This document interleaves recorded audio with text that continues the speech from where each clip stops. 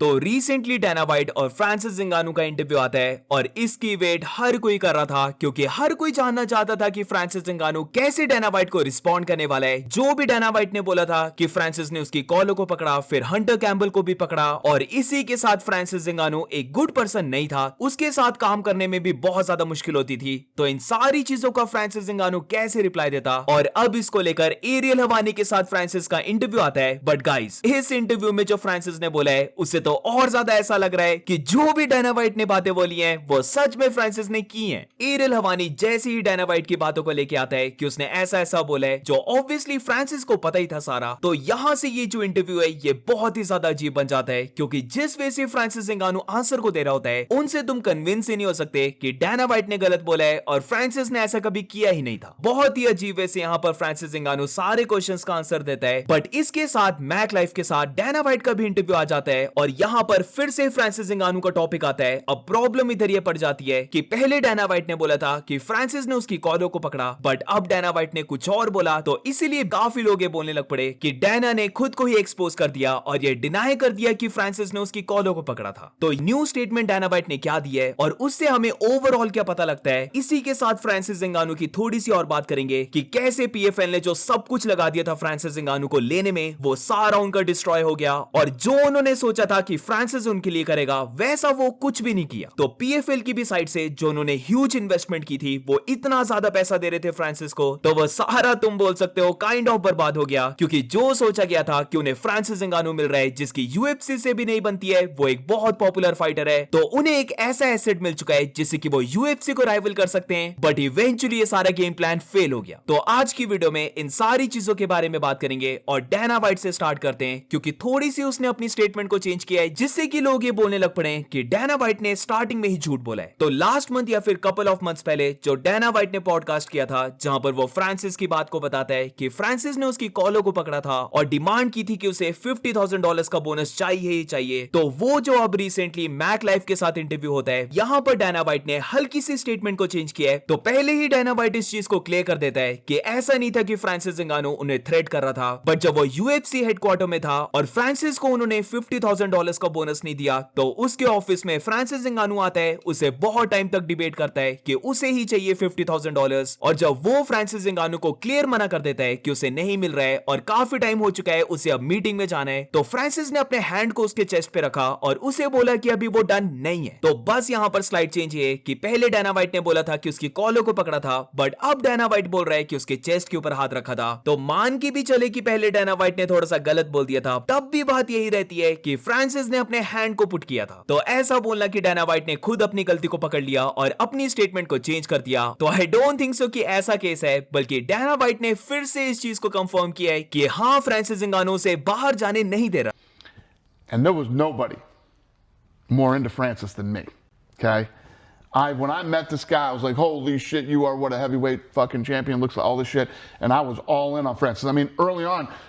I had Francis sitting behind me in the fucking Zuffa section, in my seats. इसके बाद video के 11 minutes पे चलते हैं जहां पर डैना वाइट बोलता है कि उससे बड़ा फैन फ्रांसिस नगानू का और कोई नहीं था और जब वो फ्रांसिस नगानू से मिला तो वो उसी टाइम से बहुत ज्यादा इंप्रेस हो चुका था और उसने ये बात भी बोली थी कि फ्रांसिस नगानू वैसा ही फाइटर है जो हैवीवेट चैंपियन होना चाहिए। ये टू बी ऑनेस्ट बिल्कुल सच बात है क्योंकि किसे याद है वो मोमेंट जहां पर पहली बार फ्रांसिस नगानू स्टीपे मियोचिच के साथ फाइट करने वाला था और चैंपियन होने के बाद भी स्टीपे को बहुत ज्यादा ह्यूमिलेशन मिली। उसके सामने लिटरली प्रेस कॉन्फ्रेंस में डैना वाइट फ्रांसिस नगानू की तारीफ कर रहा होता है कि उसके पंच में इतनी ज्यादा पावर है कि फोर्ड एस्कॉर्ट में जितनी पावर होती है उतनी फ्रांसिस नगानू के एक पंच में। डैना की भी गलती है क्योंकि उसने खुद फ्रांसिस नगानू को पूरा अपने सर पे चढ़ाया हुआ था, वो हर प्राइवेट जगह उसे लेके जा रहा था क्योंकि यूएफसी, फ्रांसिस नगानू, डैना वाइट सब ने एक चीज मान ली थी कि स्टीपे को तो हरा ही देंगे। बट हम सब जानते हैं कि फाइट में क्या हुआ था। स्टीपे मियोचिच एक क्लिनिक को पुट ऑन करता है फ्रांसिस नगानू के ऊपर और उसे बहुत अच्छे वे से बीट करता है। अब 12 मिनट्स पे चलते हैं जहां पर डैना वाइट को बताया जाता है कि फ्रांसिस नगानू का पीएफएल का कॉन्ट्रैक्ट ओवर हो रहा है एंड इट्स लुकिंग लाइक कि वो री-साइन नहीं करने वाला है और फ्रांसिस नगानू बात कर रहा है कि वो यूएफसी के व्हाइट हाउस कार्ड में होना चाहता है और जॉन जोन्स के साथ फाइट करना चाहता है। तो क्या डैना वाइट यह लॉ करने वाला है? तो ऑब्वियसली यहां पर डैना वाइट क्लियरली इस चीज को मना कर देता है कि ऐसा तो डेफिनेटली नहीं होने वाला है और वो ग्लैड है कि उन्होंने फ्रांसिस नगानू को थ्रो कर दिया था पीएफएल पर क्योंकि फ्रांसिस नगानू एक गुड पर्सन नहीं है। तो ये चीज कंफर्म है बोलना कि डैना वाइट के जीते जी तो फ्रांसिस नगानो कभी भी यूएफसी नहीं आने वाला है। कुछ भी हो जाए, जितना भी पैसा मिल जाए, फ्रांसिस नगानो के गुड रिलेशन है सऊदी के साथ, बट ऑयल मनी भी दे दिया जाए डैना वाइट को, वो तब भी फ्रांसिस नगानो को नहीं लेके आने वाला है। तो ये था जो डैना वाइट ने फ्रांसिस नगानो के बारे में बोला है, और ये चीज तुम्हें भी पता लग रही होगी कि ऐसा कुछ भी नहीं है जो डैना वाइट ने बहुत ही ज्यादा अलग बोल दिया है, जिससे कि तुम ये बोल सको कि डैना वाइट ने झूठ बोला है। अब बात आती है फ्रांसिस नगानो की, जहां पर हर कुछ अब इसी इंटरव्यू पे डिपेंड करता है कि कैसे फ्रांसिस नगानो डैना वाइट का रिस्पॉन्ड करता है, क्योंकि एरियल हवानी ने यहां पर डायरेक्ट क्वेश्चंस को पूछा है, बट जैसे मैंने पहले कहा, जिस वे से फ्रांसिस ने आंसर दिया है उसे और ज्यादा शक जा रहा है फ्रांसिस के ऊपर, और ये इंटरव्यू उसकी इमेज को जरा भी ठीक नहीं कर रहा है। तो एरियल हवानी के इंटरव्यू में स्विच करते हैं, जहां पर 1730 ऑनवर्ड्स मूवमेंट आती है, जिधर एरियल हवानी फ्रांसिस से डैना वाइट के टॉपिक के बारे में पूछता है। और ऐसा जरा भी नहीं था कि एरियल हवानी बहुत ही ज्यादा कॉम्प्लिकेटेड क्वेश्चन पूछ रहा था जो फ्रांसिस आंसर नहीं दे पाया, बल्कि बिल्कुल सिंपल स्ट्रेट फॉरवर्ड क्वेश्चन थे, जहां पर पहले एरियल हवानी पूछता है कि डैना वाइट ने स्पेसिफिक चीज को बोला है कि उसने उसकी कॉलर को पकड़ा और उसके बाद हंटर कैम्बल के ऊपर भी हैंड्स को पुट ऑन किया था, तो क्या उसने ये रियली किया या फिर डैना वाइट झूठ बोल रहा है। अब माइंड यू गाइस, ये कोई छोटी मोटी एक्यूजेशन नहीं है, बल्कि डैना वाइट ने फिजिकल होने की बात की है, तो ये चीज नगानो की इमेज के लिए बहुत इंपॉर्टेंट बन जाती है कि वो इसको डिफेंड करे। बट यहां पर सिंपल क्वेश्चन का आंसर क्या देता है फ्रांसिस कि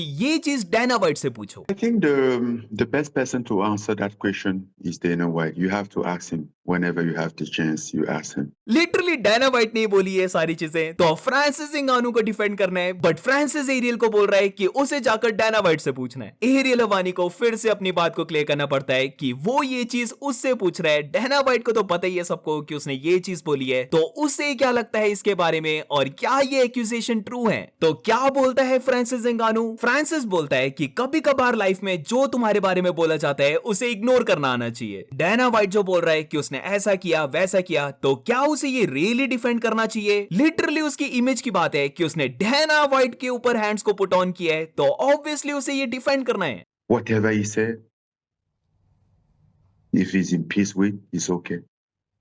ब्रो, ये सुनकर कि फ्रांसिस नगानो जस्ट इस चीज को ब्रश ऑफ करने की ट्राई कर रहा है और एंड में बोलता है कि अगर डैना वाइट इन बातों से पीस पर है तो वो इससे ओके है। तो यहाँ पर एरियल हवानी को देखो, एरियल हवानी लिटरली कंफ्यूजन में पड़ गया है कि फ्रांसिस कैसे आंसर को दे रहा है। हम सब जानते हैं कि एरियल हवानी हेट करता है डैना वाइट को, तो वो तो फ्रांसिस की साइड में था, वो तो चाहता था कि फ्रांसिस नगानो सारी बातों को मना कर दे कि उसने ऐसा कुछ भी नहीं किया है। बट क्वेश्चन बाय क्वेश्चन एरियल हवानी को भी पता लगने लग पड़ता है कि उसे कोई सॉलिड आंसर मिल ही नहीं रहा है। 1830 पे चलते हैं। एरियल हवानी यहां पर बोलता है कि काफी लोग इस चीज को ऐसा मान रहे हैं कि डैना वाइट उसके कैरेक्टर को हर्ट कर सकता है इससे, तो क्या वो इस चीज को डिफेंड नहीं करेगा? तो फ्रांसिस यहां पर फिर से बोलता है नो, उसे नहीं लगता कि ये चीज इंपॉर्टेंट है उसके लिए। ऑफ कोर्स ये चीज उसके लिए बहुत इंपॉर्टेंट होनी चाहिए, वो इतने टाइम से हेडलाइंस पे नहीं था, और जब वो हेडलाइन पे आया भी है तो वो एक नेगेटिव हेडलाइन है, जहां पर यूएफसी का इतना बड़ा पर्सन ये बोल रहा है कि उसने अपने हैंड्स को पुट किया था और वो एक बैड पर्सन है वर्क करने के लिए। एरियल उससे फिर से पूछता है कि ऐसा क्या हो गया कि जिसकी वजह से वो अब डैना वाइट का रिस्पॉन्ड नहीं करना चाहता। तो यहां पर फ्रांसिस नगानो अपनी ओल्ड एज के बारे में बोलता है कि क्योंकि वो थोड़ा सा ओल्ड हो रहा है, तो मे बी यही रीजन है जिसकी वजह से वो ड्रामा को लेकर रिस्पॉन्ड नहीं करना चाहता। एक टाइम के लिए अगर हम मान भी लें कि डैना वाइट बिल्कुल ही गलत बोल रहा है, ऐसा कुछ भी नहीं हुआ था जो फ्रांसिस ने किया है, तो एटलीस्ट यहां पर फ्रांसिस नगानो की रिस्पॉन्सिबिलिटी बनती है कि जो उसके फैंस हैं, जो उसे लाइक करते हैं, उनके लिए तो वो स्टेटमेंट को दे दे कि उसने ऐसा नहीं किया है। क्योंकि अभी अगर तुम इस इंटरव्यू के कमेंट्स को पढ़ोगे तो वहां पर भी ये लिखा जा रहा है कि we like Francis Ngannou, but Francis यहां पर कोई कन्विंसिंग आंसर को दे ही नहीं पाया जिससे कि उसे डिफेंड किया जा सके कि डैना वाइट झूठ बोल रहा है। इसके बाद 20 मिनट्स में चलते हैं, जहां पर एरियल फ्रांसिस को बोलता है कि क्या वो ऐसा चाहता है कि फ्यूचर में डैना वाइट और उसकी फिर से बन जाए, उन दोनों के बीच में जो भी राइवलरी है वो ओवर हो जाए। तो यहां पर फ्रांसिस बोलता है कि ये चीज तो पहले से ही होनी चाहिए थी, उन दोनों के बीच में ये सिचुएशन आनी ही नहीं चाहिए थी, और वो क्वेश्चन करता है कि ये चीज कैसे हुई है। मुझे पता है कि ये चीज कैसे हुई है, क्योंकि मैं स्टिल जानता हूं जो फ्रांसिस नगानो ने क्रेजी डिमांड को रखा था जॉन जोन्स के साथ फाइट करने के लिए। स्टिल मुझे याद है जब जॉन जोन्स ने शायद से 3 साल को लिया था हेवीवेट में डेब्यू करने के लिए, तो पहले फ्रांसिस नगानो ने एग्री किया था कि वो जॉन जोन्स के साथ फाइट कर लेगा। फिर उसके बाद फ्रांसिस नगानो की क्रेजी डिमांड्स आती हैं कि वो तभी जॉन जोन्स के साथ फाइट करेगा जब उसकी ये डिमांड्स पूरी होंगी, तो उनके बारे में भी बात करेंगे। बट अभी के लिए टॉपिक में रहते हैं, और यहां पर कुछ टाइम के बाद एरियल हवानी डायरेक्टली ही फ्रांसिस नगानो से पूछ लेता है कि क्या उसने अपने हैंड्स को पुट किया था डैना वाइट पर या फिर नहीं। बट फ्रांसिस इस बात को भी बहुत ज्यादा घुमा देता है और डायरेक्ट आंसर देता ही नहीं है।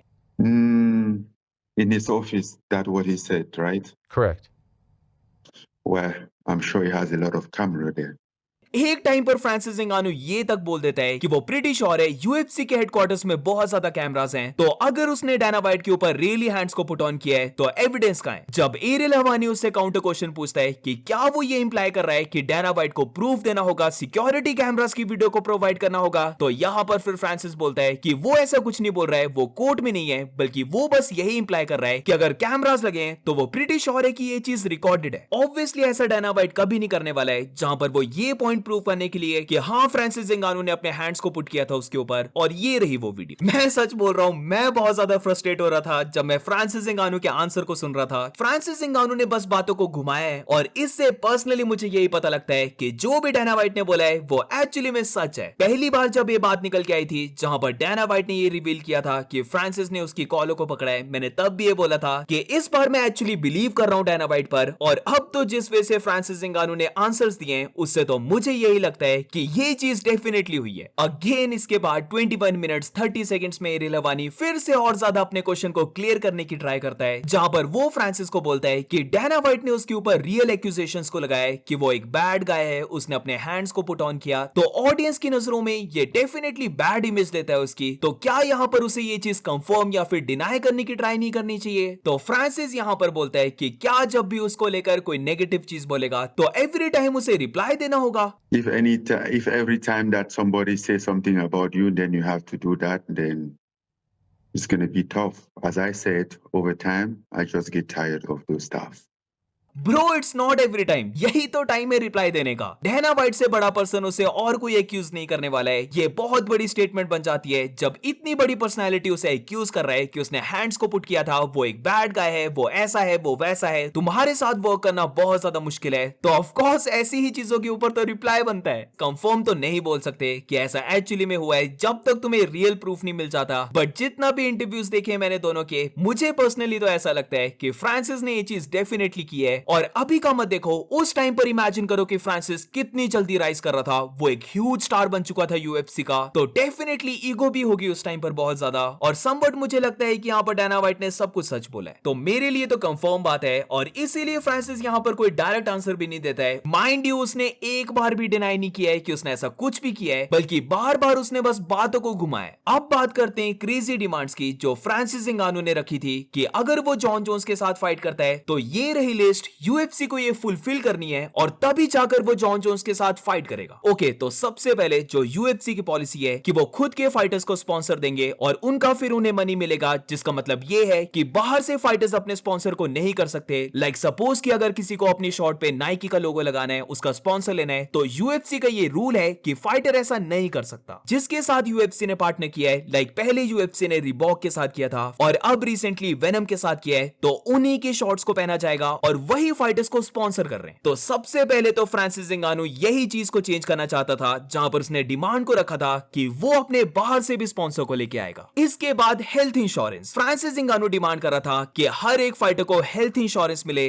जो ऑब्वियसली यूएफसी नहीं करेगी। इसके बाद फ्रांसिस को हाई टेबल पर अपनी से भी चाहिए थी, यानी कि जो भी कंपनी के डिसीजंस लिए जाते हैं वहां पर फाइटर की भी से हो कि उन्हें ये चीज पसंद है या फिर नहीं पसंद है। ये वाली डिमांड मुझे बहुत क्रेजी लगती है, क्योंकि ऐसा कभी नहीं होने वाला है कि फाइटर्स को से मिल रही है कि यूएफसी का डिसीजन क्या होना चाहिए। तो यूएफसी ने फ्रांसिस इंगानू को कंफर्म किया कि उसे हाई पे मिलेगी, यानी कि अप्रोक्सीमेटली 6 to 8 मिलियन डॉलर्स मिलेंगे, जिधर ये पे उसे जॉन जोन्स की फाइट के लिए मिलेंगे। बट फ्रांसिस ने यहां पर खुद की शर्तों को रखा कि नॉट ओनली उसे ये मनी जॉन जोन्स की फाइट के लिए चाहिए, बट उसे ये मनी 3 फाइट के कॉन्ट्रैक्ट में चाहिए, यानी कि तीनों फाइट्स में उसे ऐसा ही बिग मनी मिलना चाहिए, रिगार्डलेस कि उसका ओपोनेंट कौन होता है। इसके ऊपर से फ्रांसिस ने फ्रीडम की भी डिमांड की थी कि यूएफसी को उसे अलाउ करना होगा कि वो जब चाहे वो बॉक्सिंग करने जा सकता है और यूएफसी उसे डिनाई नहीं कर सकता। कॉर्नर तक को ये कभी नहीं मिला और फ्रांसिस इंगानू चाहता था कि उसे ये फ्रीडम मिले कि जब उसका मन करे तो वो बॉक्सिंग कर सके और यूएफसी उसे डिनाई नहीं करेगी। तो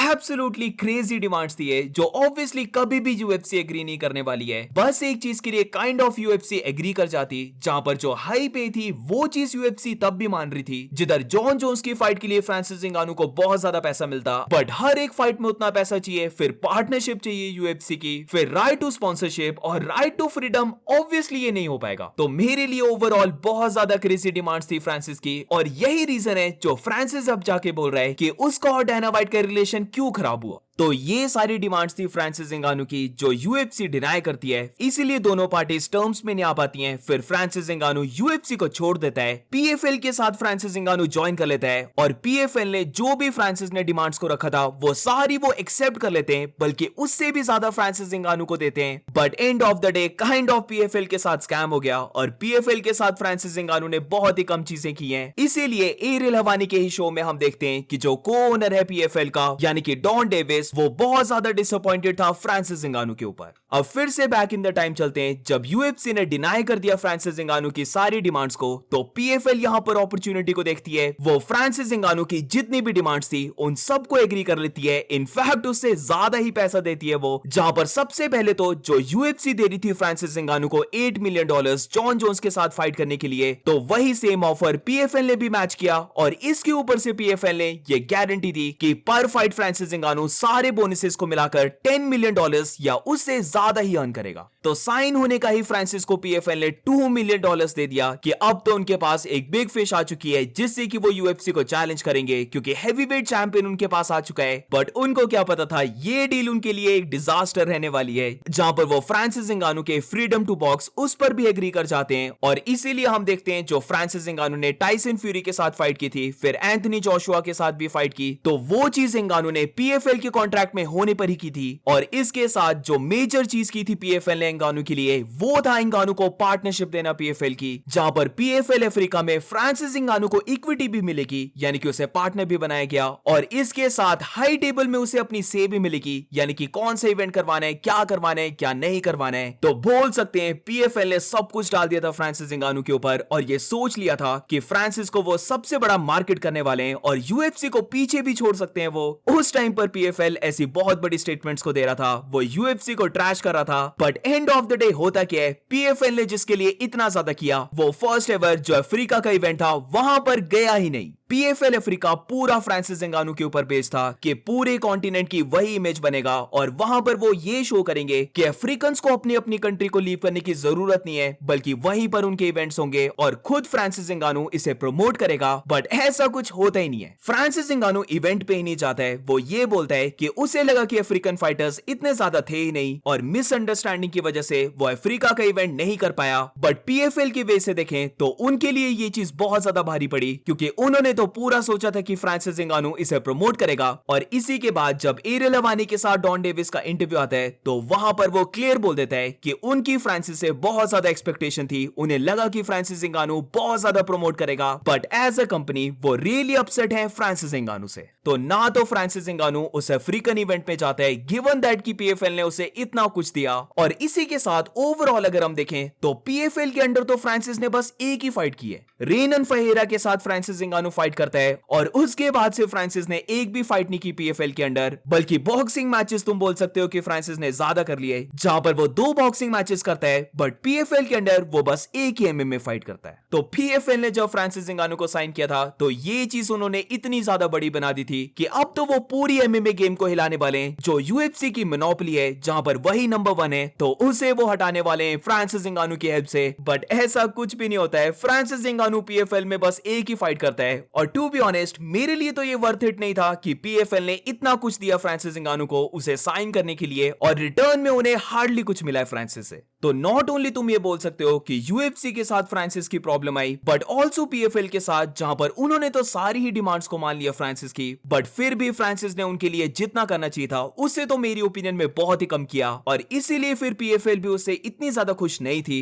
और अब अगर प्रेजेंट की बात करें तो उसका कॉन्ट्रैक्ट ओवर हो रहा है, हु नोस कि वो न्यू कॉन्ट्रैक्ट को साइन करने वाला है या फिर नहीं करने वाला है, क्योंकि अब भी अगर हम देखें तो पीएफएल के अंडर स्टिल फ्रांसिस है, बट वो तब भी बात कर रहा है यूएफसी के अंडर जाने की और वहां पर व्हाइट हाउस में जॉन जोन्स के साथ फाइट करने की। तो गुड रिलेशन तो तुम कहीं पर भी नहीं बोल सकते कि पीएफएल और फ्रांसिस के बीच में रहे, जहां पर जिस कंपनी को वो ओवरटेक करना चाहते थे फ्रांसिस इंगानू की हेल्प से, उसी ऑर्गेनाइजेशन में फ्रांसिस फिर से जाना चाहता है, जहां पर वो चाहता है कि वो व्हाइट हाउस में फाइट करे। तो गाइस ये वीडियो बेसिकली यही चीज को रिफ्लेक्ट करने की थी कि जो भी फ्रांसिस इंगानू के साथ हो रहा है, जहां पर उसकी डायना वाइट के साथ राइवलरी है, फिर यूएफसी के साथ उसकी नहीं बनी और इनफैक्ट वो जिस ऑर्गेनाइजेशन में यानी कि पीएफएल के साथ भी उसकी की इतनी अच्छी नहीं बनी है, बल्कि उन्होंने तो फ्रांसिस की हर एक डिमांड को माना, बट फिर भी रिटर्न में उन्हें जितना मिलना चाहिए था वो फ्रांसिस ने उन्हें नहीं दिया। तो मैं बस यहाँ पर ओवरऑल बताना चाहता हूँ कि definitely there is a problem with Francis Ngannou, जहां पर जो चीज भी बोलो कि डायना वाइट की भी गलती होगी, यूएफसी की भी गलती होगी, पीएफएल की भी तुम बोल सकते हो थोड़ी सी गलती होगी,